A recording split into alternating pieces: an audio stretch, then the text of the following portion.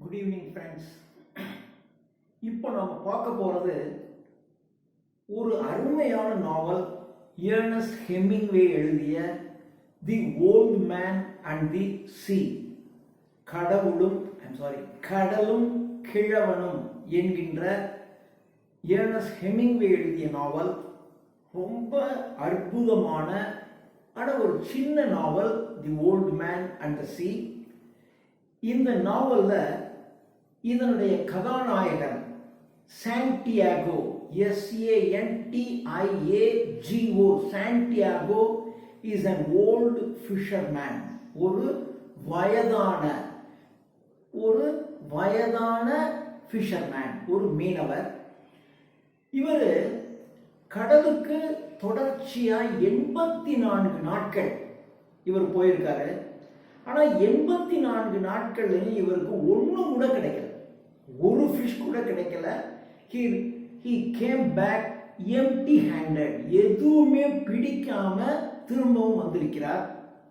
இவர் கூட அந்த ஊர்ல இருக்கக்கூடிய ஒரு young boy Manolin, MANOLIN, Manolin. அந்த பையன் இவர் கூட ஒரு ட்ரைனிங்காக ஃபிஷர்மேன் சாண்டியாகோ கூட இவனும் கடலுக்கு போயிருக்கான். The first 40 days ஒன்று கூட கிடைக்கலன்னொடனே அவனுடைய பேரண்ட்ஸு, நீ சாண்டியாகோ கூட போய் பிரயோஜனம் இல்லை, அதனால நீ இனிமேல் அவர் கூட போக வேண்டாம், நீ வேற போட்டுக்கு போய்க்க, இனிமேல் இந்த போட்டில் போக வேண்டாம்னு சொல்லிட்டாங்க. அதனால வேற வழி இல்லாமல், ஆனால் அவனுக்கு இந்த ஓல்டு மேன் சாண்டியாகோ கூட போகிறதுக்கு தான் அவனுக்கு ரொம்ப பிடிக்குது. ஆனால் பேரண்ட்ஸ் சொல்றத தட்ட முடியல. அதனால 40 நாட்கள் வரைக்கும் சாண்டியாகோ கூடயே போயிட்டு அதுக்கப்புறம் இவன் கூட போகிறத நிறுத்திட்டான். 41வது நாள்ல இருந்து 84 நாட்கள் இன்னைக்கு வரைக்கும் அவரால் ஒரு ஃபிஷ் கூட பிடிக்க முடியல. ஆனாலும் சாண்டியாகோ மேல, அவருடைய திறமை மேல மனோலினுக்கு ஒரு அபாரமான நம்பிக்கை, ஒரு பிரியம். எப்போ சாண்டியாகோ திரும்பி வருவார்னு பார்த்துக்கிட்டே இருந்து அவரோட போய் அவர் தரையில இருக்க ஊர்ல இருக்கும் பொழுது அவர் கூடவே நட்பாக இருக்கக்கூடியவன் அந்த மனோலின் என்கின்ற பாய். இந்த 84 நாட்கள் அவருக்கு ஒண்ணுமே கிடைக்கல. அப்போ அதனால அவர்கிட்ட கஷ்டமா இருக்கும்னு அவருக்கு தெரியும். ஒரு நாள் இவன் அந்த 84வது நாள், இந்த நாள் வாங்க சாண்டியாகோ, நான் உங்களுக்கு ஒரு ட்ரீட் கொடுக்க போறேன், ஒரு விருந்து கொடுக்க போறேன் என்று அந்த ஊர்ல இருக்கக்கூடிய ஒரு ஹோட்டல், அதுக்கு பேர் த டெரேஸ் அப்படின்னு பேரு. அந்த டெரேஸ் என்ற ஹோட்டலினுடைய முதலாளி மார்டின். அந்த மார்டின் ஹோட்டலுக்கு போய் இவன் அவருக்கு பீர் வாங்கி கொடுக்குறான். பீர் வாங்கி கொடுத்தோடனே 2 பேரும் சாப்பிட்டுட்டு பீர் சாப்பிட்டுட்டு பேசிக்கிட்டே இருக்காங்க. They talk of baseball. அப்போ எப்பொழுதுமே சாண்டியாகோவுக்கு பேஸ்பால் விளையாடுறதுன்னா ரொம்ப பிடிக்கும். அதனால இந்த பேஸ்பாலை பற்றி ரொம்ப நேரம் பேசிட்டு இருக்காங்க. அந்த நேரத்தில் சாண்டியாகோ சொல்றாரு, நான் 5 வயசு ஆகும்போது நான் கடலுக்கு மீன் பிடிக்க போயிருக்கேன், 5 வயசுலயே நான் கடலுக்கு மீன் பிடிக்க போயிருக்கேன் என்று தன்னுடைய ஒரு சின்ன ஃபிளாஷ்பேக்கை சொல்றாரு. அப்படியே மனோலின் கிட்ட, நீ மாத்திரம் என் பையனா இருந்தா உன்னை கேம்பிளிங் ஆட நான் அழைச்சிட்டு போவேன். ஏன்னா அந்த மாதிரி அப்படி பயணம் போகிறது, அங்கே போய் கேம்பிளிங் ஆடுறது, இதெல்லாம் அவங்களுக்கு ஒரு இன்ட்ரெஸ்ட். நான் உன்னை கேம்பிளிங் ஆடுவதற்கு நான் அழைச்சிட்டு போயிடுவேன். 85வது நாள் நாளைக்கு, அது எனக்கு ஒரு லக்கி டே, எனக்கு 85ங்கிறது ஒரு லக்கி டே. அதனால நான் நாளை காலையிலேயே விடிகிறதுக்கு முன்னாடியே நான் கடலுக்கு போயிடுவேன், எனக்கு நாளைக்கு லக்கு அப்படின்னு அவர் சொல்றாரு. பொதுவாக இவருடைய வீடு, நம்முடைய சாண்டியாகோனுடைய வீடு, அதை ஷேக்னு சொல்லுவாங்க, SHACK. அவருடைய ஷேக் எப்படி இருக்கும்னு கேட்டால், அது ஒரு பாம் லீவ்ஸ், பனை ஓலைகளால் மேயப்பட்ட ஒரு பிரவுன் கலர் சுவர், மண் சுவர் தான். பிரவுன் கலர் மண் சுவரினால் ஆன ஒரு பாம் லீவ்ஸ், பனை ஓலைகளினால் வேயப்பட்ட ஒரு வீடு. அதுதான் நம்ம சாண்டியாகோனுடைய வீடு. இந்த வீட்டில் ஒரு டைனிங் டேபிள் இருக்கும். பொதுவாக வெள்ளைக்காரவங்க தரையில் உட்காந்து சாப்பிட மாட்டாங்க, அதனால ஒரு டைனிங் டேபிள் இருக்கும், ஒரு டேபிள் இருக்கும். டைனிங் டேபிளில் ஒரு டேபிள், ஒரு சேர், அப்புறம் ஒரு காட், ஒரு கட்டில் இருக்கும். அவ்வளோதான் அங்கே இருக்கு. அங்கே பார்த்தீங்கன்னா தரையில் உட்காந்து தான் அவங்க சமைப்பார். அதனால சார்கோல் கறி அடுப்பு இருக்கும். அந்த கறி அடுப்பில் தான் இவர் தரையில் உட்காந்து தான் ஏதாவது சமைக்கிறதுனா சமைச்சிக்கணும். அங்கே பார்த்தீங்கன்னா 3 ஃபோட்டோக்கள் இருக்கு. ஒன்று சேக்ரட் ஹார்ட் ஆஃப் ஜீசஸ், ஜீசஸனுடைய புனித இதயம் அது. அப்புறம் virgin of Cobre, virgin of COBRE, virgin of Cobre அப்படிங்கிற ஒரு போட்டோ. ஏன்னா அந்த கோபர் என்பது, இந்த வெர்ஜின் ஆஃப் கோபர் என்பது அந்த ஏரியாவில் அதுக்குன்னு தனி கோயில் இருக்கு. அந்த கோயிலினுடைய போட்டோ, வெர்ஜின் ஆஃப் கோபர்னுடைய போட்டோ அங்கே இருக்கு. மூன்றாவது போட்டோ இவருடைய ஒய்ஃப் போட்டோ வைத்திருந்தார். ஆனால் அந்த ஒய்ஃபுடைய போட்டோவை பார்க்கும்போது பழைய நினைவுகள் இவருக்கு அடிக்கடி வருகிறது என்று அந்த போட்டோவை எடுத்துட்டாரு. அதனால இப்போ அந்த வீட்டில் பார்த்தீங்கன்னா 2 போட்டோ தான் இருக்கும், வேற எதுவுமே இருக்காது. பொதுவாக அந்த 84 நாட்களில் சாண்டியாகோ இருக்கும்போது மனோலின் வருவான். வந்த உடனே இன்னைக்கு என்ன சாப்பாடு அப்படின்னு கேட்பான். கேட்டவுடனே ஒரு ஃப்ரெண்ட்லியாக நிறைய ஒரு பானை நிறைய எல்லோ ரைஸ் வச்சுருக்கேன், அந்த எல்லோ ரைஸ்லேருந்து சமைச்சு ஃபிஷ் கறி செஞ்சு நான் வச்சுருக்கேன் அப்படின்னு சொல்லுவார். சொன்ன உடனே இந்த பையன் சிரிச்சுக்குவான். சிரிச்சுக்கிட்டு ஏன்னா அவனுக்கு தெரியும் அங்கே ஒன்றும் இல்லைன்னு தெரியும். இந்த கதை தினம் நடக்கும். ஏன்னா 84 நாட்கள் கடலில் போய் ஒன்றுமே பிடிக்கலன்னா என்ன இருக்கும். அதனால் ரைஸும் கிடையாது, ஒன்றும் கிடையாது. ஆனால் வந்து கேட்டால் இப்படி தான் ஒரு பந்தாவாக சொல்லுவார். எல்லோ ரைஸ் ஒரு பானை நிறையா இருக்குது, நான் ஃபிஷ் கறி செஞ்சு வச்சுருக்கேன், அதான் சாப்பிட போவேன் அப்படின்னு சொல்லுவார். உடனே அது அந்த பையனுக்கு தெரியும். அப்படியா, எனக்கு கொஞ்சம் போடுங்க அப்படின்னு சொல்லுவான். அப்புறம் 2 பேரும் சேர்ந்து சிரிச்சுக்குவாங்க.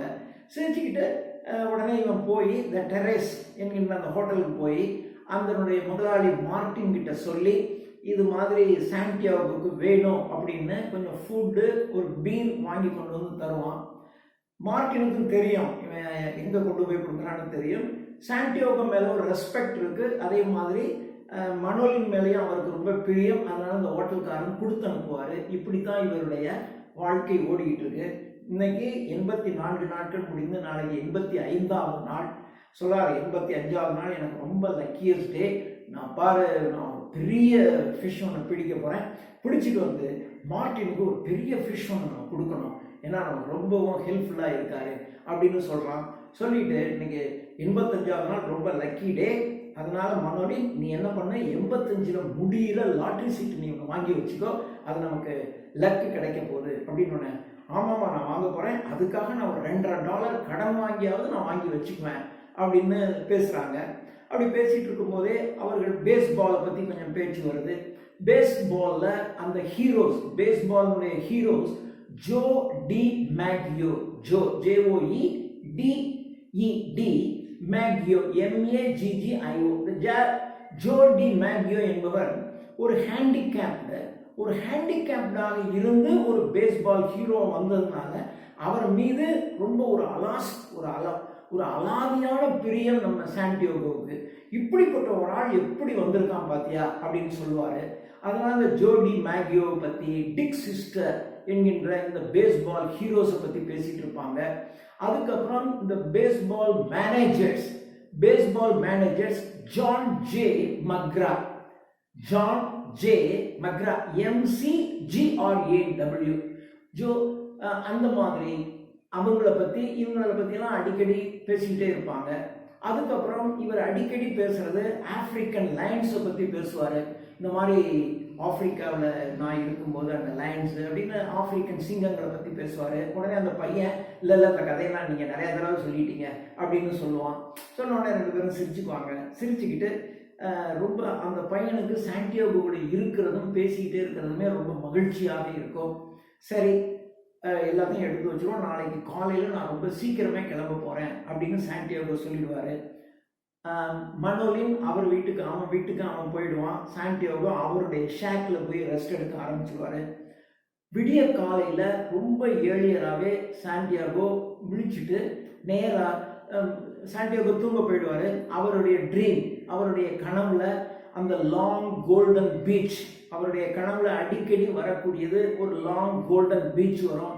அந்த கோல்டன் பீச்சில் பார்த்தீங்க அப்படின்னாக்கா லைன்ஸ் எல்லாம் விளையாண்டுக்கிட்டு இருக்கும்.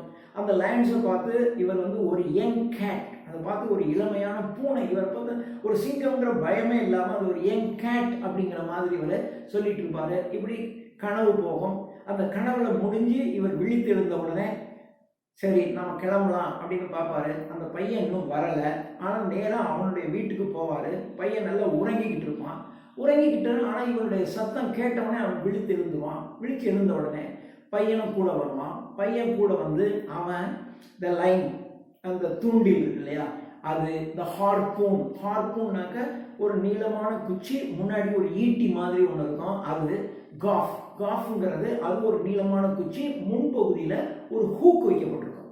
ஸோ முன்னாடி ஹூக் வச்சிருந்தா காஃப், முன்னாடி ஈட்டி மாதிரி குத்துறதுக்கு வச்சிருந்தா தட் இஸ் கால்ட் ஹார்பூன். இந்த ஹார்பூன், அந்த தூண்டில் லைன்ஸு, காஃப் இதெல்லாம் இவன் எடுத்துக்குவான்.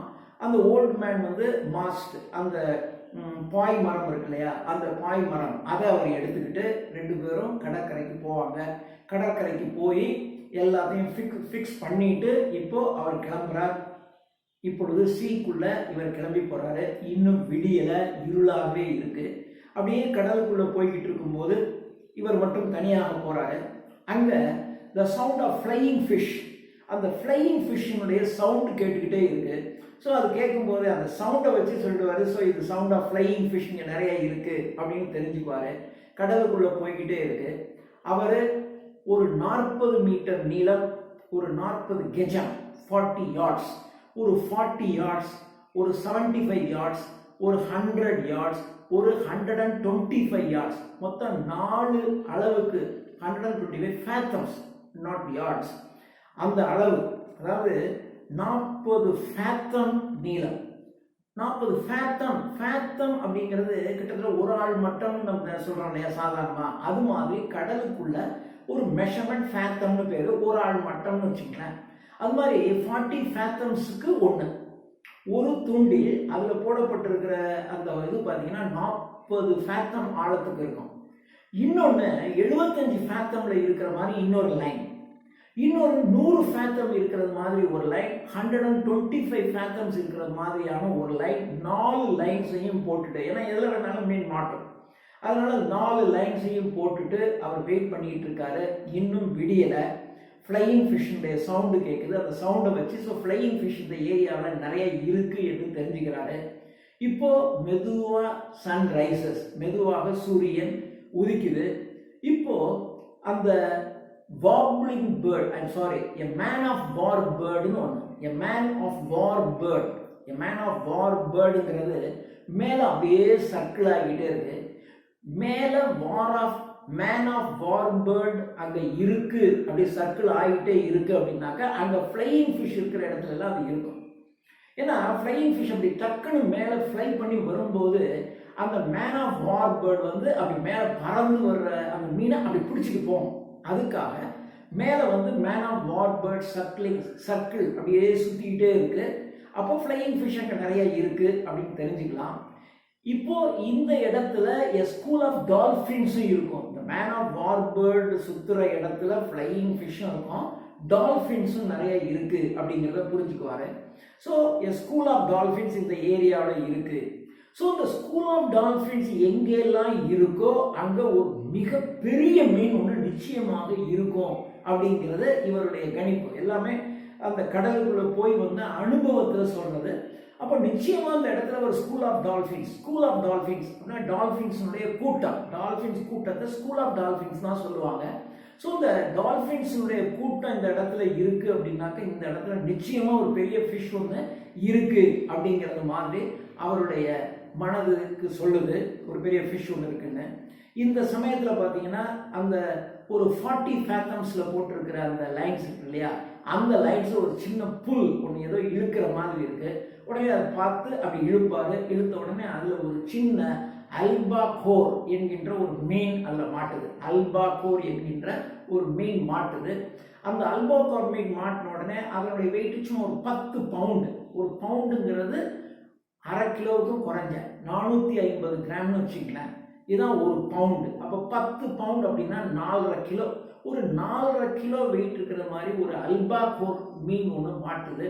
சரி, இந்த அல்பாகோர் மீனை வந்து பெயிட், அந்த பெயிட்டுக்கு வச்சுக்கலாம். ஏற்கனவே அந்த பையன் வந்து சார்டின்ஸ் என்ற பெயிட்டுங்கிறது அந்த அந்த தூண்டிலில் மாட்டுகின்ற ஒரு இறை, அந்த தூண்டிலில் மாட்டுகின்ற இறை. அதற்கு அதான் அதுக்கு அந்த இறை சார்டின்ஸ் என்ற இறை ரொம்ப நல்ல இறை. அது இருந்துச்சுனாக்கா அது திங்கிறதுக்கு நிறைய மீன்கள் நிறைய வரும். அதுக்காக அந்த பையன் பார்த்தீங்கன்னா இவர் கிளம்பும் போதே சார்டின்ஸ் என்ற அந்த இறை வாங்கி கொடுத்துருப்பான். அதுதான் இப்போ மாட்டி போட்டிருக்காரு. இப்போ அல்பாகோர் பிடிபட்ட உடனே சரி இந்த அல்பாகோரையும் நம்ம வந்து ஒரு பெயிட், ஒரு மீன் இரையாக நம்ம பயன்படுத்திக்கலாம் அப்படின்னு அதை வச்சிருவாரு. இப்போ 4 தூண்டிலும் போட்டு அப்படியே இருக்கு. he talked to himself, அவர் தனக்கு தானே பேசிக்கொண்டே இருப்பார். அந்த பையன் இருக்கும்போது பையனோட பேசிட்டு இருப்பாரு. இப்போ பையனும் இல்லை, தனியாக இருக்கிறதுனால அவர் தனக்கு தானே பேசிக்கிட்டே இருப்பாரு. அப்போ அவருக்கு ஞாபகம் வரும், கடலில் இருக்கும்போது ரொம்ப அதிகமாக பேசக்கூடாதுங்கிறது ஒரு ரூல். ஏன்னா ஜாஸ்தி சத்தம் போட்டு பேசிக்கிட்டு இருந்தால் அந்த இடத்துல மீன் வராது அப்படிங்கிறதுனால not to talk much at sea அப்படின்னு ஒரு எழுதப்படாத சட்டம் இருக்கு. அதனால அவரை புரிந்து கொண்டு அப்படியே அதை பேசாமல் இருக்காரு. இப்போ நூன், இப்போ காலையில் கிளம்பி வந்து இப்படியே சன் கொஞ்சம் கொஞ்சமாக சூரியன் உச்சிக்கு போகுது. கிட்டத்தட்ட ஒரு நல்ல ஒரு நூன். இப்போ சூரியன் உரைக்கிற மாதிரி சன்னுடைய லைட் படுது. அப்போ ஒரு தூண்டில யாரோ இழுக்கிற மாதிரி ஒரு தூண்டில் கீழே அப்படியே இழுக்கப்படுது. இப்போ அவர் லைட்டாக அதை பார்க்குறாரு. நிச்சயமாக மார்லின் என்கின்ற ஒரு மீன். மார்லின் என்பது ஒரு மிகப்பெரிய மீன். இப்போ மார்லின் என்ற ஒரு மீன் தான் இதை பிடிச்சி இழுக்குதுங்கிறது அவருக்கு புரியுது. அப்போது அதை கேர்ஃபுல்லாக ஹேண்டில் பண்ணும்போது டக்குன்னு அந்த மார்லின் வந்து, அதாவது அந்த மார்லின் வந்து அந்த இரையை திங்குது. அந்த இரையை திங்கிறதுனால அந்த தூண்டில் வந்து அப்படியே கீழ் நோக்கி இழுக்கப்படுது. இழுக்கப்படும் போது சரி ஒரு மீன் ஒன்று இரையை தின்னு கொண்டு இருக்கு, அதை மாட்ட போகுது அப்படின்னு நினச்சிக்கிட்டு இருப்பாரு. ஆனால் டக்குன்னு அந்த மார்லின் போயிடும். போன உடனே தூண்டில் பழைய நிலைமைக்கு வந்துடும். ஆஹா போயிடுச்சு அப்படின்னு நினச்சிக்கிட்டு இருப்பாரு. அப்படி நினைத்து கொண்டு இருக்கும் போதே அப்போ அவருக்கு தோணும், இப்போ இது வந்து சரியான இது செப்டம்பர் மாதம். செப்டம்பர் மாதம் அப்படின்னு சொன்னால் நிச்சயமாக மார்லின் வந்து நல்ல பெரிய அளவில் இருக்கும். ஒரு மார்லின் ஃபிஷ்ங்கிறது ரொம்ப பெரிய அளவில் தான் இருக்கும் அப்படின்னு நினச்சிக்கிட்டு, ஆனால் போயிடுச்சு அப்படின்னு நினச்சிட்டு இருப்பாரு. ஆனால் மறுபடியும் கொஞ்ச நேரத்திலேயே மறுபடியும் அது இழுக்குது. மறுபடியும் அந்த தூண்டில் வந்து அப்படியே கீழ் நோக்கி வளையுது. கீழ் நோக்கி வளையும் போது ஆஹா மீன் கடிக்குது அப்படின்னு நினச்சிக்குவாரு. அப்புறம் அதை மெதுவாக அவருக்கு ஒரு புல் பண்ணி பார்ப்பாரு. புல் பண்ணி பார்க்கும்போது ரொம்ப ஹார்டாக இருக்கும். ரொம்ப ஹார்டாக இருந்த உடனே அப்போ மீன் மாட்டிக்கிச்சு. ஏன்னா மீன் மாட்டிக்கிச்சு, அதனால இழுக்க முடியல. அவருக்கு நல்லா புரியுது, ஆக மீன் மாட்டிக்கொண்டது என்று நினைக்கிறாரு.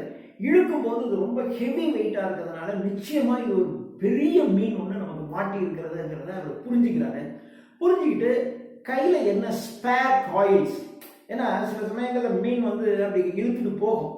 அப்படி இழுத்துட்டு போகும்போது நம்ம கையில் ஸ்பேர் காயில்ஸ் இருக்கா அப்படின்னு பார்ப்பாரு. ஒரு 40 ஃபேத்தம் 40 ஃபேத்தம்ஸ்ல பிடிக்கிற மாதிரி 3 காயில் வந்து அவருக்கு ரிசர்வ்ல இருக்கு அப்படிங்கிறத அவர் தெரிஞ்சுக்கிறாரு.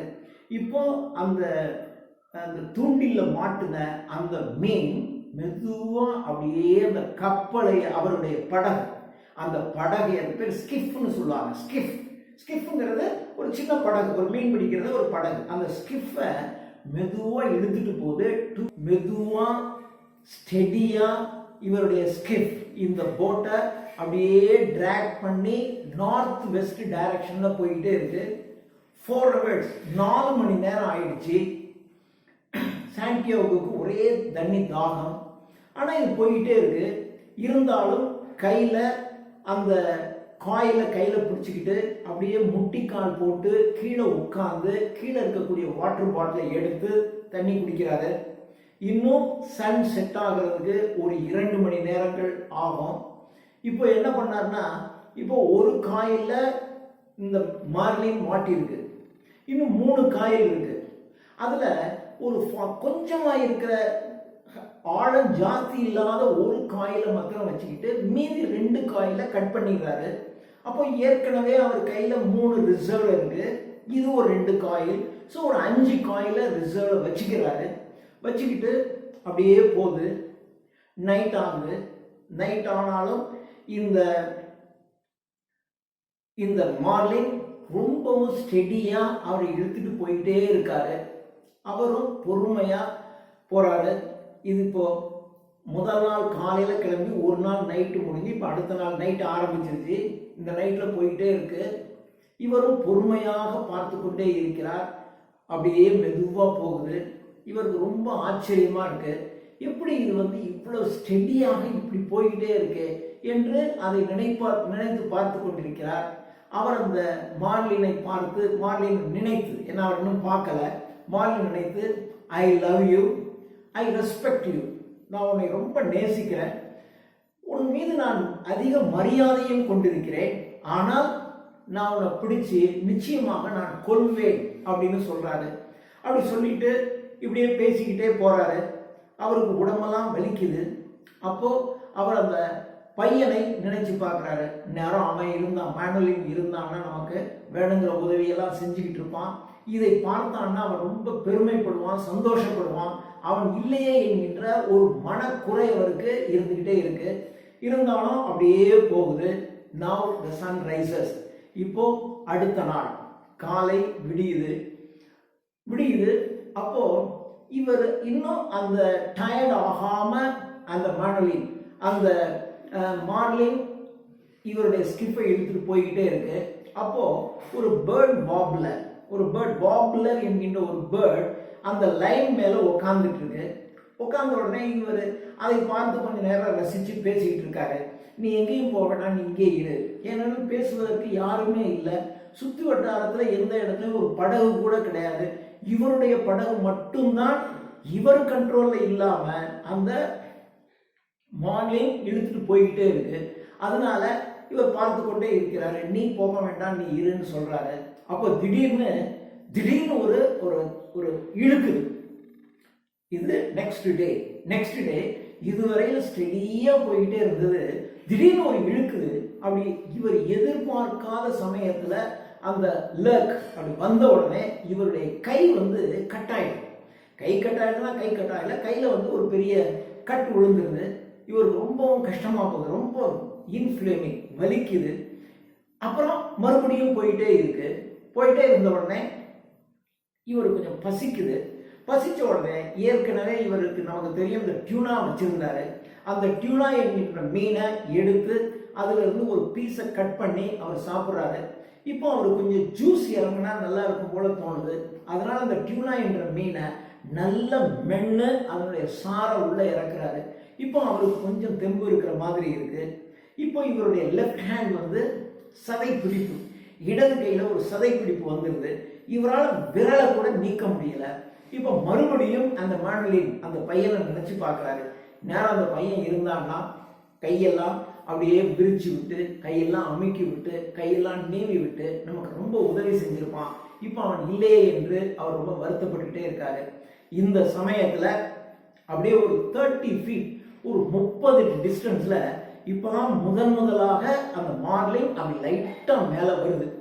அப்படி மேல வந்த உடனே சூரியன் காலை நேரம், அந்த சூரியனுடைய ஒளிக்கதிரும் அதன் மேல விழுந்த உடனே அவ்வளவு பிரகாசமா, such a big fish, அவ்வளவு பெரிய மீன் அந்த மார்லின். இந்த இவருடைய போட்டை விட 2 அடி கூட நீளம் இருக்கிற மாதிரி அவ்வளவு பெரிய அந்த ஃபிஷ் அது. அதை பார்த்த உடனே இவருக்கு அவ்வளவு மகிழ்ச்சி, இன்னும் இவ்வளவு பெருசு, இவ்வளவு அழகா இருக்கு அப்படின்னு நினைச்சிட்டு இருக்காரு. அப்படி நினைச்சுக்கிட்டு அதை பார்த்து சொன்னார், யூ ஆர் மோர் நோபல், நீ ஒரு Nobel fish, at the same time you are able also, you are Nobel at the same time you are able அப்படின்னு நினைச்சுக்கிட்டு பார்க்கிறார். இப்போ அதனுடைய அந்த ஃபிஷ்ஷை பார்த்த உடனே, அந்த மார்லினை பார்த்த உடனே இவர் நினைத்து பார்க்கிறார், இதனுடைய வலிமைக்கு இது நினைச்சிருந்தா எப்பயோ நம்முடைய தூண்டில் தானே இது, தூண்டில், அந்த தூண்டில அதனுடைய டெய்னால ஒரு அடி அடிச்சாவே தூண்டில கட் பண்ணி இது எப்பயோ போயிருக்கலாம். ஆனால் அதனுடைய ஸ்ட்ரென்த் அதற்கு தெரியல, அதுதான் நம்முடைய அதிர்ஷ்டமாக இருக்கிறது என்று நினைக்கிறாரு. அப்படியே அந்த மீனை பார்த்த உடனே இவர் 10 times அவர் ஃபாதர் என்று இயேசு கிறிஸ்துவை வேண்டுகிறார். ஹெயில் மேரி என்று மேரியை ஒரு 10 தடவை வேண்டுகிறார். இந்த மீனை மாத்திரம் நான் பிடிச்சிட்டேன்னு சொன்னா வெர்ஜின் டி கோப்ரே என்பது என்ற ஒரு படம் வைத்திருந்தார் என்று நம்ம அவர் வீட்டில் வைத்திருக்கிறார் பார்த்தோம். அந்த இடத்திற்கு நான் ஒரு பில்கிரிமேஜாக வருவேன். அந்த வெர்ஜின் டி கோப்ரே கோயிலுக்கு நான் ஒரு யாத்திரிகராக நான் அங்க வரேன், எனக்கு எப்படியாவது இந்த மீனை மாத்திரம் நான் பிடிக்கணும் என்று அவர் வேண்டிக் கொள்கிறார். ஆக்சுவலா அவருக்கு இன்னும் கடவுள் நம்பிக்கை இல்லை. ஆனால் அவர் அறியாமலே 10 தடவை நான் ஹெயில் மேரி அப்படின்னு சொல்றாரு, ஃபாதர் ஹெயில் ஃபாதர் அப்படின்னு சொல்றாரு. இப்படி பார்க்கிறாரு. இப்போ அவருக்கு ரொம்ப ஆச்சரியமா இருக்கு இந்த மீனுடைய ஸ்டாமினா. ஏன்னா முதல் நாள் மத்தியானம் மாட்டின மீன் இப்போ அடுத்த நாள் வரைக்கும் அந்த தூண்டில சிக்கின மீன் மீண்டும் ஒரே ஸ்டெடியா போய்கிட்டே இருக்கே அப்படின்னு நினைக்கிறாரு. இப்போ இது அடுத்த நாள் ஆயிடுச்சு. அடுத்த நாள் ஆனோடனே இவருக்கு ரொம்ப டயர்டா இருக்கு. இந்த மார்னிங் கொஞ்ச நேரம் தூங்குனா பரவாயில்ல, அது தூங்குனாக்க நாம கொஞ்சம் ஓய்வு எடுத்துக் கொள்ளலாமே என்று அவர் நினைக்கிறார். ஆனா அது ஒன்றும் தூங்குற மாதிரி தெரியல, இருந்துகிட்டே போகுது. இப்போ மத்தியானம் ஆயிடுது. மத்தியானம் ஆன உடனே இப்போ அவருடைய கை, இப்போ சூரியனுடைய வெப்பம் பட்ட உடனே கொஞ்சம் கையெல்லாம் இடது கை கொஞ்சம் விரிக்கிற மாதிரி வருது. கொஞ்சம் அவருக்கு நல்லா இருக்கிற மாதிரி இருக்கு. இருந்தாலும் அந்த உடலினுடைய வலி, காயம் இவைகளை மறப்பதற்காக he thinks of the baseball match. இவர் கனவு எப்பொழுதுமே பார்த்தீங்கன்னா அந்த பேஸ்பால் பற்றின கனவு தான் இருக்கும். அந்த பேஸ்பால் மேட்சை பற்றி அப்படியே கொஞ்சம் நினைக்கிறாரு. நினைச்சு பார்த்துட்டு அப்போ நினைக்கிறார், இப்போ இந்த மீன் மாட்டிருக்கு, இந்த சமயத்தில் ஏதாவது ஷார்க் வந்துருச்சுன்னா ரொம்ப ஆபத்தாக இருக்குமே என்று, ஷார்க் வந்தால் ரொம்ப ஆபத்து என்று ஒரு மனதிற்குள் நினைத்து கொண்டே இருக்கிறார். இப்போ அடுத்த நாள் இரவு வருகிறது. அப்படியே சூரியன் மறைஞ்சிருது, அப்படியே இரவு வருது. இரவு வந்த உடனே இவருக்கு ரொம்ப டயர்டாக இருக்கு. தன்னுடைய எனர்ஜி எல்லாம் இப்போ அவர் ஏற்கனவே ஒரு டேவன்ல, ஆப்பிரிக்காவில் ஒரு டேவன்ல, காசாபிளாங்கா என்கின்ற இடத்துல இருக்கிற ஒரு டேவன், ஒரு சாராய கடை, அங்க ஒரு நீக்ரோ, அவன் சிஎன் ஃபியூகோஸ், CIENFUEGOUS, சிஎன் ஃபியூகோஸ் என்ற இடத்திலிருந்து வந்த ஒரு நீக்ரோவை காசாபிளாங்காவில் இருக்கிற ஒரு டேவன்ல இவர் ஒரு சண்டை போட்டு, ரெஸ்லிங் மேட்ச் சண்டை போட்டு அதில் ஜெயிச்சு இவரை எல்லாரும் எல் சாம்பியன் என்று சொல்லியிருக்காங்க. அதனால அவருக்கு ஞாபகம் வருது. அப்போ இவர் யோசிச்சு பார்க்குறாரு, அந்த ரெஸ்லிங் மேட்ச்ல இவருடைய ரியல் ஸ்ட்ரென்த் ரைட் ஹேண்ட்ல தான் இருக்கு என்று அவருக்கு அப்போ தெரியும். இப்பொழுது அது அவருக்கு ஞாபகம் வருது. ஸோ நம்முடைய ஸ்ட்ரென்த் ரைட் ஹேண்ட்ல தான் இருக்கு அப்படின்னு நினைச்சுக்கிறாரு. நினைச்சுக்கிட்டு இப்போ மேல ஏரோப்ளேன் பறக்குது. மேல ஏரோப்ளேன் பறக்கும்போது அவருக்கு தெரிகிறது இது மியாமி கடற்கரை. ஸோ மியாமிக்கு அருகாமையில் இருக்கும் அப்படின்னு நினைச்சுக்கிறாரு. மறுபடியும் அந்த ஸ்கிஃப் அது இழுத்து கொண்டு போய்கிட்டே இருக்கு. இது இரண்டாவது நாள் ராத்திரி இழுத்து கொண்டு போய்கிட்டே இருக்கு.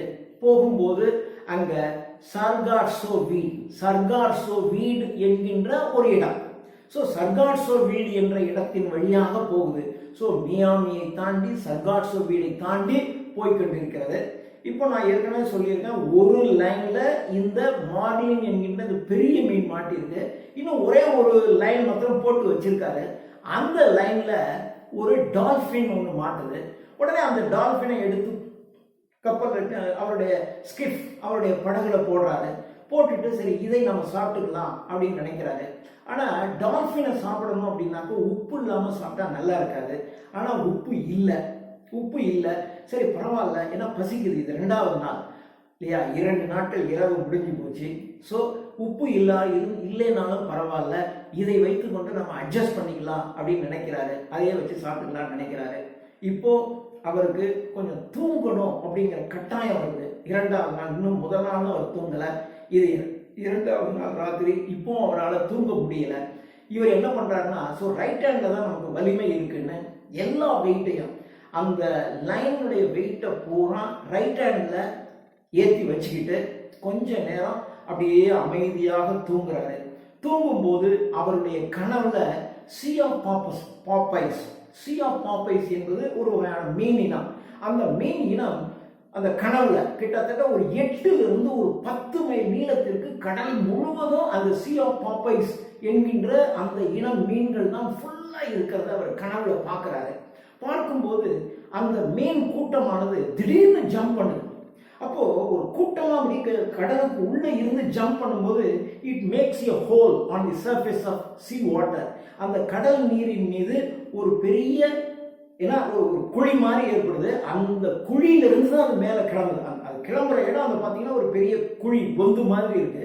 அப்படி மேலே போயிட்டு திரும்பவும் இந்த தண்ணீர் மூடுறதுக்குள்ளேயும் திரும்ப அப்படி மேலே போயிட்டு அதே அந்த ஹோலுக்குள்ள திரும்பி இறங்குது. இதையெல்லாம் அவர் கனவுல பார்த்து அப்படியே ரசிக்கிறாரு. அப்படி மேலே போயிட்டு அப்படி திரும்பி வருது. அப்படியே கனவுல அவர் அந்த பீச், அந்த ஆப்பிரிக்கன் பீச் பார்க்குறாரு. அந்த ஒயிட் பீச்சில் லயன்ஸ்லாம் வருது. லயன்ஸ்லாம் வந்து கேட் மாதிரி, பூனைகள் மாதிரி அங்கே விளையாண்டுக்கிட்டு இருக்கு. இதெல்லாம் பார்க்குறாரு. பார்த்துட்டு இருக்கும்போது திடீர்னு மறுபடியும் ஒரு பெரிய ஜம்ப். இப்போ விடிஞ்சிருது. அந்த இரவு முடிந்து விடிகிறது. இப்போ அடுத்த நாள் விடிகிறது, 3வது நாள். அப்படி ஒரு ஜம்ப் பண்ண உடனே பார்த்தீங்கன்னா இட் கட்ஸ் ஹிஸ் ஹேண்ட்ஸ். அவருடைய கையை மறுபடியும் வெட்டுது. வெட்டின உடனே அப்படியே ரத்தம் கசிஞ்சு ஓடுது. இப்போ அந்த மீன் பார்த்தீங்கன்னா அப்படி ஃபுல் வியூ அதுக்கு தெரியுது. ஒரு 30 அடி டிஸ்டன்ஸ்ல அப்படியே இவருடைய ஸ்கிஃபை சுத்தி அப்படியே சர்க்கிளிங், அப்படியே சுத்தி சுத்தி சுத்தி வருது. இப்போ அவர் கணக்கு போறார். இங்க இருந்து ஒரு 30 அடியில பார்க்கும்போது அப்படியே இப்பதான் முழுசா பார்க்கிறார். முதல் பார்த்தது அப்படியே அதனுடைய மேல இருந்து சர்ஃபேஸை தான் பார்த்தாரு. இப்போ அதனுடைய ஃபுல் லென்த் அது முழுசா பார்க்கிறாரு. அப்படியே கடலுக்கு மேல, அந்த கடல் நீரின் மேல அப்படியே 30 டிஸ்டன்ஸ்ல இவருடைய ஸ்கிஃபை சுத்தி வந்துட்டே இருக்கு. இப்படியே சுத்தி சுத்தி சுத்தி வந்துச்சுனாக்க கொஞ்சம் கொஞ்சமா இது பக்கத்துல வந்துடும் அப்படின்னு அவர் கணக்கு போறாரு. அதே மாதிரி அப்படியே கொஞ்சம் கொஞ்சமா சுத்துது. சுத்த சுத்த கடலுக்கு அடியில் இருக்கின்ற மீன் கொஞ்சம் கொஞ்சம் கொஞ்சமா கம்ப்ளீட்டா மேல வந்து அது முழுசும் இவர் கண்களுக்கு இப்ப தெரிகிறது. இப்போ அவரு 10 டைம்ஸ் ஹெயில் மேரி அவர் ஃபாதர்னு சொல்லிட்டு இருந்தவர் இப்போ 100 டைம்ஸ் ஹெயில் மேரி நான் சொல்றேன், நான் இந்த மீனை எப்படியாவது நான் பிடிக்கணும் அப்படின்னு அவர் சொல்லிட்டு இருக்காரு. இப்போ கொஞ்சம் கொஞ்சமா அது சுத்திட்டு வருது. இன்னும் 2 தடவை அது சுத்துச்சுன்னா போதும், தன்னுடைய கை கெட்டுகின்ற தூரத்தில் அது வந்துடும். ஏன்னா சுத்த சுத்த சுத்த அப்படியே அந்த லைனுடைய டிஸ்டன்ஸ் குறைஞ்சிக்கிட்டே வருது. அப்படியே 30 அடியில சுத்துது, அப்படியே 28 அடி, 25 அடி, 20 அடின்னு அப்படியே சுத்தி சுத்தி சுத்தி வருது. இன்னும் 2 தடவை இந்த மீன் ஃபுல்லா சுத்திச்சுன்னா இது இவர் போட்ல உட்கார்ந்து கை கட்டுகின்ற தூரத்துல இருக்கும். அப்போ நம்ம ஹார்பூன்னால அதை கொண்டுடலாம் அப்படின்னு நினைக்கிறாரு. இவர் நினைக்கிற மாதிரியே கரெக்டா சுத்தி வருது. வந்த உடனே இவருடைய வலிமை அனைத்தையும் சேர்த்து இவருடைய ஸ்கிஃப்ல உட்கார்ந்து அந்த ஹார்பூன்னால அந்த மீனை குத்துறாரு. மீனை குத்தின உடனே அதனுடைய உடலில் இருந்து அவ்வளவு ரத்தம் பீறிட்டு வருது. பீறிட்டு வந்து அந்த கடல் முழுவதும் ரத்தத்தினால் நிறைஞ்சு போகுது. அப்படியே மெதுவா அது இறந்து போகுது அந்த மீன். அது ரொம்ப இப்ப இறக்கும் போது பாத்தீங்கன்னா எந்த விதமான ஆட்டப்பாட்டம் இல்லாம அப்படியே மெதுவா இறக்குது. இதை பார்த்த உடனே how com it is, how Nobel it is, எவ்வளவு அமைதியா எவ்வளவு உன்னதமாக இந்த மீன் இருக்கிறது என்று அவர் நினைத்துக் கொள்கிறார். நினைச்சிட்டு அப்படியே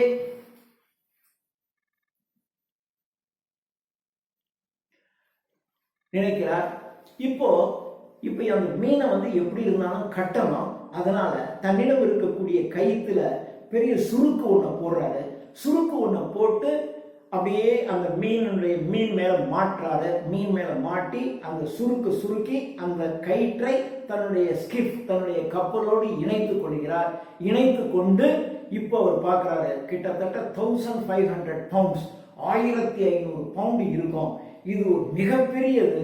போனா ஒரு நல்ல விலைக்கு இது விற்கும் அப்படிங்கிறது மனசுல அவருக்கு ரொம்ப சந்தோஷம்.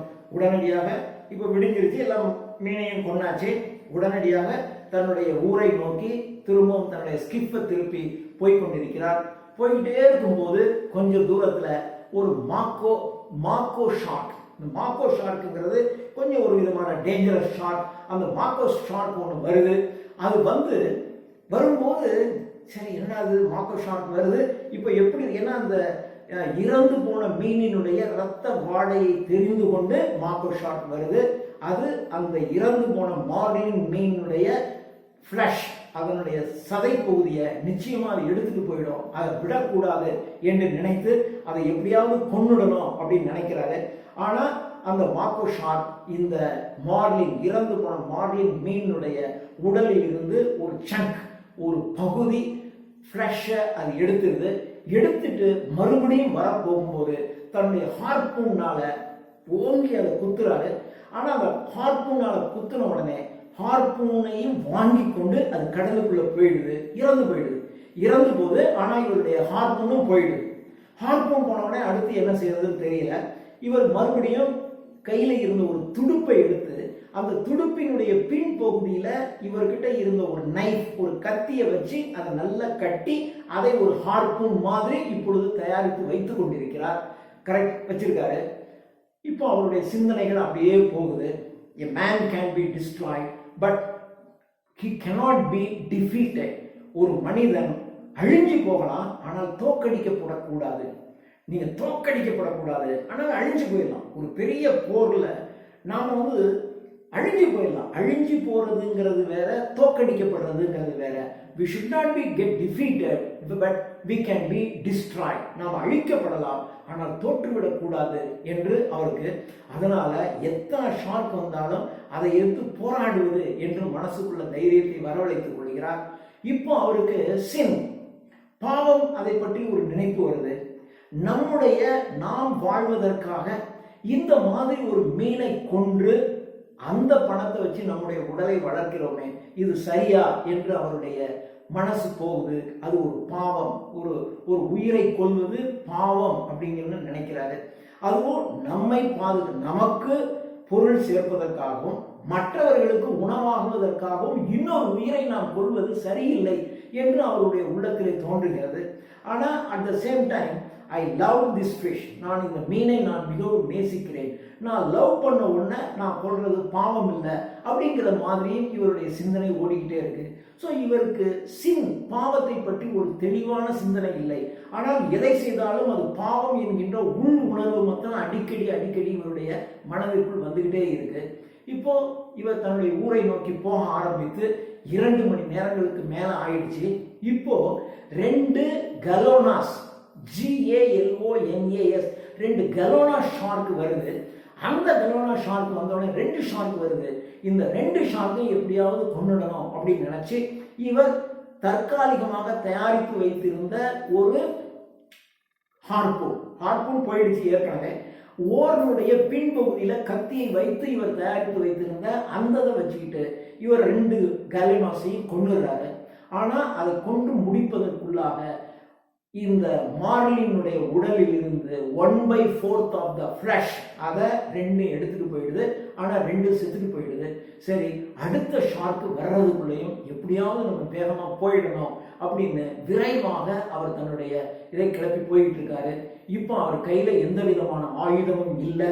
வேற ஷார்க் வந்தாலும் அதோட போராடுவதற்கு இவர்கிட்ட ஒன்றும் பெருசா ஆயுதங்கள் கிடையாது. He is weaponless. இவர்கிட்ட இருக்கிறதுலாம் ஒன்லி ஒரு காஃப்ங்கிறது சொன்ன ஏற்கனவே ஒரு பெரிய ஒரு களி. அந்த களியினுடைய முனையில ஒரு ஹூக் இருக்கும். அது எட்டி இருக்கக்கூடிய ஃபிஷ்ஷை இழுத்து கொண்டு வர்றதுக்கு தான் பயன்படும். ஒரு காஃப் ஒன்று இருக்கு. 2 ஓர் கையில வச்சிருக்காரு. ஒரு கிளப், நல்ல ஒரு தடி, முனைப்பகுதி பார்த்தீங்கன்னா நல்லா குண்டா இருக்கும். அதனால எதையும் போட்டு அடிக்கிறதுக்காக ஒரு கிளப் ஒன்று வச்சிருக்காரு. இதுதான் இவர்கிட்ட இருக்கக்கூடிய வெப்பன். இன்னும் வேற ஷார்க் வருவதற்குள்ளாக நாம எப்படியாவது ஊருக்கு போயிடணும் அப்படின்னு நினைத்து கொண்டு வெகு வேகமாக போயிட்டே இருக்காரு. அப்போ மறுபடியும் 2 கலைனாஸ் வருது.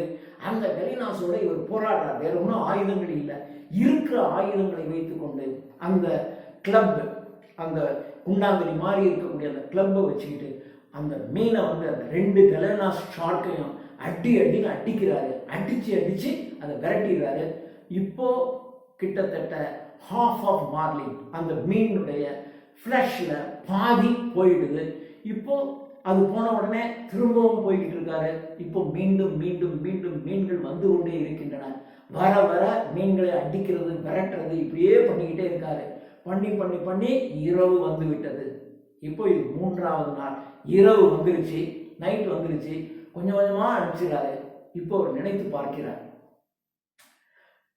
we went too far. நம்ம 2 பேருமே அந்த மீனை பார்த்து சொல்றாரு, நம்ம 2 பேருமே நம்ம இடத்தை விட்டுட்டு ரொம்ப டிஸ்டன்ஸ்ல போய் அதனால both of us ruined. நாம் 2 பேருமே நம்முடைய இடத்தை விட்டு ரொம்ப தூரம் போயிட்டோம். அதனால நாம் இருவருமே அழிந்து போய்விட்டோம் என்று அவர் மனசுக்குள்ள சொல்றாரு. அது ஒரு உண்மை. உங்க இடத்துக்குள்ள நீங்க ஒரு கிங்கா இருப்பீங்க. ஆனா உங்க இடத்தை விட்டு இன்னொரு இடத்துக்கு போயிட்டீங்கன்னா அந்த சாதாரண ஆளா கூட நீங்க இருக்க முடியாது. அதனால நம்ம இடத்துலதான் நம்ம ராஜா. இன்னொரு இடத்துக்கு போனா சரியா இருக்காது, அந்த வலிமை நாம் போய்விடும். அதனால நம்முடைய இடத்தை விட்டு நம்ம ரொம்ப தூரம் வந்துட்டோம். அதனாலதான் நானும் அழிஞ்சு போயிட்டேன், நீயும் அழிந்து போய்விட்டாய் என்று அந்த மீன் கிட்ட சொல்றாரு. இப்போ நிறைய ஷார்க் வருது, எல்லா ஷார்க்கையும் அடித்து விரட்டுறாரு. என்னதான் விரட்டினாலும் வர்ற ஷார்க் பூரா அந்த ஃபிஷ்ல இருந்து ஃப்ளஷை எடுத்துட்டு போயிடுது. கடைசியில் பார்த்தீங்கன்னா வெறுமன ஸ்கெலிட்டன் தான் இருக்கு. இருந்தாலும் ஷார்க் வருது. இப்போ இனிமேல் அவர் ஷார்க்கை விரட்டுறதை அவர் விரும்பலை. ஏன்னா ஒரு பெரிய ஹோட்டலில் நாம் நல்ல விருந்து சாப்பிட்டு கடைசியில் மிச்சம் மீதி இருக்கிறத அங்கே வர்றது போகிறதெல்லாம் தின்னுட்டு போகிற மாதிரி அந்த பெரிய ஃபிஷ்ஷில் வர்ற ஷார்க்லாம் எடுத்துகிட்டு போனது போக மிச்சம் மீதி அங்கங்கே ஒட்டிக்கிட்டு இருக்கிற ஃப்ளஷை திங்கிறதுக்காக வேற வேற மீன்கள்லாம் வருது. இதை போய் நம்ம விரட்டணுங்கிற அவசியம் இல்லை அப்படின்னு சொல்லிட்டு இவர் அமைதி அடைஞ்சிடறாரு. இரவு அப்படியே கொஞ்சம் கொஞ்சமாக போகிறாரு. போய் தன்னுடைய கரையை சென்று அடைந்து விடுகிறார். அடைஞ்சிட்டு அப்படியே போட்டை அங்கேயே நிறுத்துறாரு. ஒன்றும் பண்ணலை. அப்படியே கரைக்கு வந்து ஒரு 5 நிமிஷம் உட்கார்ந்து அந்த மீனை மார்லினா அப்படியே பார்க்குறாரு. அதனுடைய எலும்பு கூடு மட்டும் அப்படியே ஃபுல்லாக தெரிகிறது. 5 நிமிஷம் பார்க்குறாரு. இந்த 3 நாள் இந்த போராட்டத்தில் ரொம்ப களைப்படைந்து போயிட்டாரு. இந்த களைப்போட அப்படியே மெதுவாக தள்ளாடி அந்த செயில் அந்த பாய் மரத்தை சுருட்டி அதை எடுத்துக்கொண்டு அப்படியே மெதுவாக தள்ளாடி தன்னுடைய குடிசையை நோக்கி போகிறார். இதை பார்க்கும்போது இது வந்து ஒரு அலிகரி. இந்த நாவல் வந்து ஒரு அலிகரி. இப்போ இவர் போறது எப்படி இருக்கு அப்படின்னு சொன்னா, கல்வாரி மலையில் இயேசு கிறிஸ்துவானவர் சிலுவையை சுமந்து கொண்டு தன்னாடி அந்த மலையின் மீது ஏறி செல்வதை போல் இருக்கிறது என்று கிறிஸ்தவர்கள் இதற்கு ஒரு உபமானம் சொல்லுவார்கள். சொல்லி இவர் ஒரு கிறிஸ்துக்கு சாண்டியாகோ, இந்த ஓல்டு மேன் ஒரு கிறிஸ்துவுக்கு சமமானவர் என்று சொல்லப்படுகிறது. அப்படியே தள்ளாடி போய் அப்படியே மல்லாக்கப்படுத்துறாரு. மல்லாக்கப்படுத்து அந்த கை 2ஐயும் அப்படி சேர்த்து வச்சுட்டு படுக்கிறாரு. அந்த கை 2ஐயும் அப்படி சேர்த்து வச்சு படுக்கும்போது அதை பார்க்கும்போது ஆணி அடித்த இயேசு கிறிஸ்துவனுடைய கைகளை அப்படி திறந்து அவர் படுத்திருப்பதை போல் இருக்கிறது என்றும் அப்படி வர்ணிக்கப்படும். அப்படி போய் அவர் இதில் படுத்துறாரு. அடுத்த நாள் காலையில் அந்த கடற்கரைக்கு இவர் மேலே போய் தூங்குறார். கடற்கரைக்கு வர்றவங்கலாம் அசந்து போயிடறான். ஏன்னா அந்த படகுல ஒரு மிகப்பெரிய ஒரு 18 அடிக்கு மேலே ஒரு மீன் கூடு மட்டும் இருக்கிறத பார்த்து எல்லா மீனவர்களும் அசந்து போயிடுறாங்க. அசந்து போய் அதை பற்றிய ஒரு பெரிய ஒரு காசிப்பிங், அதை பற்றின ஒரு முணுமுணுப்பு ஊர் மூலம் பரவி எல்லாரும் வந்து வேடிக்கை பார்த்துக்கிட்டு இருக்காங்க. அந்த பையனும் இரவெல்லாம் ரொம்ப நேரம் பார்த்துட்டு தான் வீட்டுக்கு போயிருக்கான். வீட்டுக்கு போயிட்டு அடுத்த நாள் காலையிலே சீக்கிரம் எழுந்திரிச்சு வந்து பார்க்குறான். கடற்கரையில் இதெல்லாம் பார்த்துட்டு நேராக குடிசைக்கு போய் பார்க்குறான். இவர் உறங்கி கொண்டிருக்கிறார். அவரை எழுப்பி எப்படி இருக்குங்க அப்படி பார்த்த உடனே இவனுக்கு அழுக வந்துடுது. ஏன்னா அவருடைய கை கால்களெல்லாம் பார்த்தீங்கன்னா அங்கங்கே காயம் பட்டிருக்கு. அந்த காயத்தை பார்த்த உடனே இப்படியெல்லாம் உங்களுக்கு ஆயிடுச்சுன்னு அழுகுறான். அழுதுட்டு தான் கொண்டு அங்கே இருந்த மருந்தை எடுத்து அவருக்கு எல்லாமே போட்டு விட்டு அவருடைய கை காலெல்லாம் பிடிச்சி விடுறான். பிடிச்சி விட்டோடனே அவருக்கு நார்மல் ஆகிடுது. அப்படி அவன் சொல்கிறான், எல்லாமே உங்களை பற்றி தான் பேசிகிட்டு இருக்காங்க, அந்த மீனை பற்றி தான் எல்லாரும் பேசுகிறாங்க, எல்லாரும் ரொம்ப வியந்து போய் பார்க்குறாங்க அப்படின்னு சொல்லி சொல்கிறான். அப்போ மறுபடியும் சொல்கிறாரு, one can be destroyed but he could not be defeated. ஒருவன் அழிக்கப்பட்டு விடலாம், ஆனால் அவன் தோல்வி அடைந்து விடக்கூடாது அப்படின்னு சொல்றாரு. சொன்ன உடனே but you are not defeated, you are not been defeated. நீங்க தோற்கடிக்கப்படவில்லை. ஏன்னா நீங்க மீனை பிடிச்சிட்டீங்க, அதுதான் நம்முடைய வெற்றி. ஸோ மீனை பிடிப்பது என்பது நம்முடைய வேலை. மீனை பிடிச்சாச்சு, அது முழுசா நமக்கு வந்துச்சா இல்லையாங்கிறத, அதுக்கு ப்ராஃபிட் கிடைச்சிச்சா கிடைக்காதுங்கிறது ஒரு வியாபாரியினுடைய வேலை. நம்முடைய வேலை கடலுக்கு சென்றோம், இவ்வளவு துணைச்சலா ஒரு ஆளாக இருந்து கொண்டு இவ்வளவு பெரிய மீனை பிடிச்சிட்டு வந்திருக்கீங்க பாருங்க, அதுதான் சாதனை, அதுதான் வாழ்க்கை. ஸோ வாழ்க்கையில playing the game is important than getting victory are getting defeat. தோல்வி வெற்றி அடைவது எது வேணாலும் இருக்கலாம், ஆனால் ஆட்டத்தில் பங்கெடுத்துக் கொண்டு ஆட்டத்தில் விளையாடுவது என்பதுதான் முக்கியம். நீங்கள் விளையாண்டு இருக்கின்றீர்கள், கடைசியில நீங்கள் மீன் இல்லாமல் நம்ம அழிஞ்சு போயிருக்கலாம், ஆனால் நம்ம தோற்கடிக்கப்படலை, நாம் வெற்றி அடைந்திருக்கிறோம் அப்படின்னு அவர்கிட்ட சொல்றான். அவருக்கு ரொம்ப சந்தோஷமா இருக்கு, சிரிச்சுக்கிட்டே இருக்காரு. அப்ப சொல்றாங்க, நீங்க வரல அப்படின்னு உடனே நேத்தே நான் வந்து அந்த கடல் காவல் இருக்கக்கூடியவங்ககிட்ட சொல்லிட்டு அங்க ஹெலிகாப்டர் மூலமாக உங்களை ஏரோப்ளேன் மூலமாக உங்களை தேடுறதுக்கு வேணுங்கிற ஏற்பாடு தான் நான் செஞ்சு வச்சிருந்தேன். நீங்க காலையில வரலன்னு சொன்னா இங்கிருந்து விமானம் போய் உங்க எங்க இருக்கீங்கன்னு உங்களை தேடி கண்டுபிடிப்பதற்காக போயிருக்கோம். நல்ல வேளை நீங்க வந்துட்டீங்க அப்படின்னு சொல்றான். சொல்லும் பொழுது அப்போ அந்த கடற்கரைக்கு ஒரு டூரிஸ்ட் பஸ் வருது. அந்த டூரிஸ்ட்டுகள்லாம் வந்தவங்க அங்கே இருக்கக்கூடிய மீனை பார்த்து அவ்வளோ பேரும் வியந்து போகிறாங்க. வியந்து போய் எல்லாரும் அதுக்கு பக்கத்தில் இன்னும் ஃபோட்டோ எடுத்துக்கிறாங்க. ரொம்ப மகிழ்ச்சியாக இருந்துச்சு. இது எல்லாத்தையும் பார்த்து சாண்டியாகோ ரசித்து கொண்டே இருக்கிறார். This is the story of the old man and the sea. Thank you.